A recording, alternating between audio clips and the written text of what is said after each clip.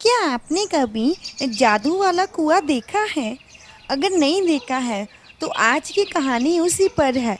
और आइए चलिए देखते हैं सारी कहानी। मैं इस राज का महाराजा हूँ और मैं ही तुम सभी लोगों का भगवान हूँ। एक गांव में एक राजा रहता था और वह बहुत ही घमंडी था और सभी प्रजा वालों को वो कहता था कि मैं ही तुम लोगों का भगवान हूँ और मैं ही तुम लोगों को खाना पीना देता हूँ। क्या चाहिए तुम लोगों को? महाराज महाराज, मेरी बेटी की मुझे शादी करनी है और मुझे कुछ पैसे चाहिए ताकि मैं अपनी बेटी की शादी कर सकूं। तो पहले ये बताओ कि तुम्हें जीवन किसने दिया? भगवान ने। दुष्ट, तुझे ये नहीं पता कि तुम मेरे पास ही मांगने आए हो और तुम भगवान का नाम ले रहे हो? मैं ही तुम लोगों का भगवान हूँ। मैं ही तुम्हें अन्न प्रदान करता हूँ और मैं ही सब कुछ हूँ। ले जाओ इस दुष्ट आदमी को और बंद कर दो काल कोठरी में जाकर। राजा किसी के भी मुख से ये नहीं सुनना चाहता था कि वह जो भी पा रहा है वो भगवान की वजह से ही पा रहा है। पिताजी पिताजी, हमें जेवर और नए वस्त्र चाहिए। हमें आप आज ही लेके दीजिए। सीता बेटी, तुम्हें कुछ नहीं चाहिए? जी पिताजी, मुझे चाहिए। मुझे भगवान कृष्ण जी के लिए कुछ वस्त्र चाहिए। क्या? तुम्हें पता है तुम क्या बोल रही हो? मेरे होते हुए तुम उस कृष्ण की पूजा करोगी? पिताजी, उन्हीं की वजह से तो आप यहाँ पर हैं और उन्हीं की वजह से तो आपको ये सब कुछ मिला है। नहीं, मुझे मिला है तो वो मेरा है। मैंने खुद लिया है, मुझे किसी ने नहीं दिया। और इस प्रजा का मैं ही भगवान हूँ और मैं ही सब करता हूँ। राजा जब भी अपनी बेटियों से पूछता कि तुम किसका दिया खाती हो तो बेटियां यही बोलती थी कि आपका दिया हुआ, परंतु सीता हर बार यही कहती थी कि मैं अपनी किस्मत का दिया हुआ खाती हूँ और भगवान कृष्ण जी का। थोड़े ही समय के बाद महाराज महाराज, आपकी बेटियों के लिए मैं बहुत ही अच्छा घराने का रिश्ता लेकर आया हूँ।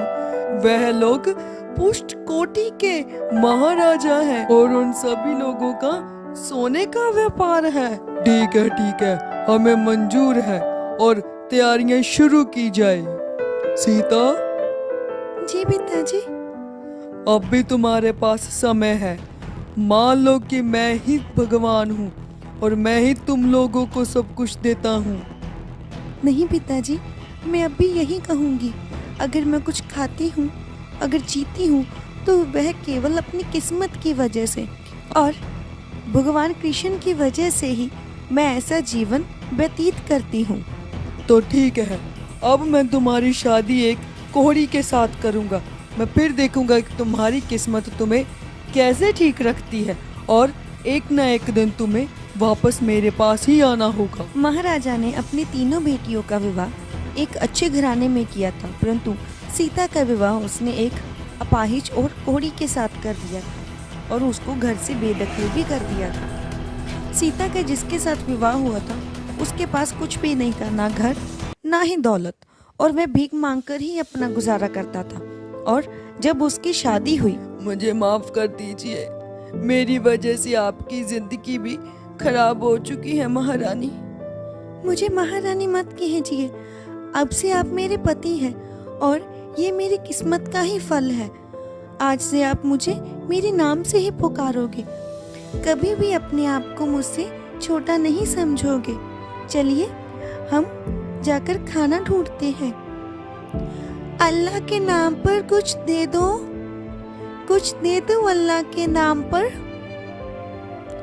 तुम इतनी सुंदर हो और तुम्हारा पति देखो, तुम तो जैसे कोई परियों की जैसे लगती हो।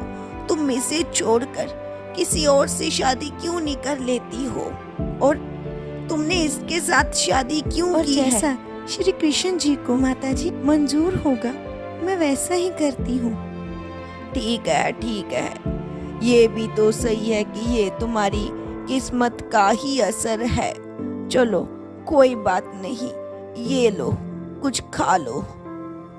चलते चलते सीता और उसका पति माधव एक जंगल में पहुंच जाते हैं। जी सुनिए, आप यहाँ पर विश्राम कीजिए, मैं आपके लिए कुछ वस्त्र और कुछ खाने के लिए लेकर आती हूँ। थोड़े ही समय के बाद माधव को एक कुआं नजर आता है और अरे ये क्या हो रहा है? इसमें कोई भी अपाहिज जा रहा है और जानवर भी जा रहे हैं और वे ठीक होकर वैसे वापस आ रहे हैं। मैं भी इसमें जाकर देखता हूँ। अरे सुनो, तुम इसमें गए और तुम सफेद होकर कैसे बाहर आ गए हो? ये एक जादुई कुआं है और पिछले कुछ वर्षों से जो भी इसमें जाता है वो काले से सफेद और अपाहिज से बिल्कुल तंदुरुस्त बाहर आ जाता है। परंतु इस कुएं के बारे में अभी किसी को नहीं पता। जो भी यहाँ आता है केवल वही देखकर इसका उपयोग करता है। तो मैं ऐसा करता हूँ, मैं भी इस कुएं में जाकर देखता हूँ। अरे मैं तो बिल्कुल ठीक हो गया। अब मैं ऐसा करता हूँ, मैं इस बाजू को वैसे ही रखता हूँ ताकि सीता को ये पता लग जाए। और जब सीता वापस आकर देखती है तो उसके पति के जगह पर एक बहुत ही सुंदर लड़का बैठा होता है। क्या आपने मेरे पति जी को देखा था? वह यहीं पर बैठे थे। मैं ही हूँ तुम्हारा पति। आप मेरे साथ मजाक मत कीजिए। मेरे पति तो चल भी नहीं सकते थे और आप देखिए, कृपया करके बता दीजिए आपने मेरे पति को कहाँ देखा है और वह कहाँ गए हैं? सीता, मैं ही तुम्हारा पति हूँ और मुझे मालूम है तुम यही मुझे बिठा कर गई थी, परंतु इस कुएं की वजह से मैं बिल्कुल ठीक हो चुका हूँ और यकीन नहीं हो रहा तो ये देख लो मेरी बाजू। मैंने इसी बाजू को रखा था कि तुम्हें यकीन हो जाए कि मैं ही तुम्हारा पति हूँ। और चलो, मैं तुम्हें अपनी प्रजा में लेकर जाता हूँ। प्रजा?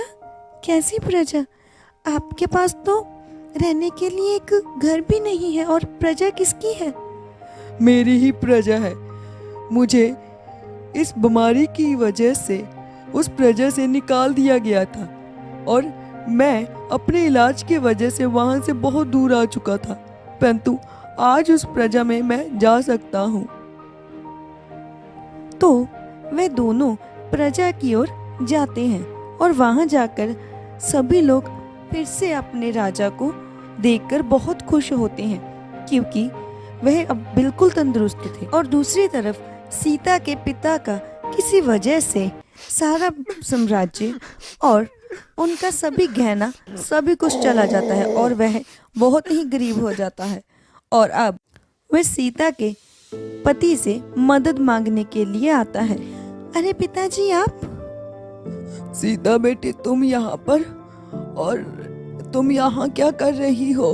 पिताजी, आपने जिससे मेरी शादी की थी वह एक राजा थे, परंतु उनकी शारीरिक अवस्था के कारण वह अपने प्रजा से बहुत दूर चले गए थे। और आप यहाँ पर क्यों? बेटी, मुझे माफ कर दो। मैंने घमंड में तुम्हारी जिंदगी बर्बाद कर दी और आज मैंने वो सब कुछ देखा जो तुम इतने सालों से देखती आ रही हो। मुझे माफ कर दो। मुझे कभी भी घमंड नहीं करना चाहिए था और हमें जो भी देता है वो भगवान ही देता है। कृपया करके मेरी आज मदद कर दो। तो हमें ये सीखने के लिए मिलता है कि हमें कभी भी पैसों का घमंड नहीं करना चाहिए और हमें खुद को कभी भी भगवान नहीं समझना चाहिए। और अगर चैनल पे नए हैं तो अपने मम्मा पापा को कहें कि वो चैनल को सब्सक्राइब जरूर कर दें और ऐसी और नई कहानियों के लिए लाइक और शेयर करना बिल्कुल मत भूलिए और कमेंट में बताइए आपको ये कहानी कैसी लगी।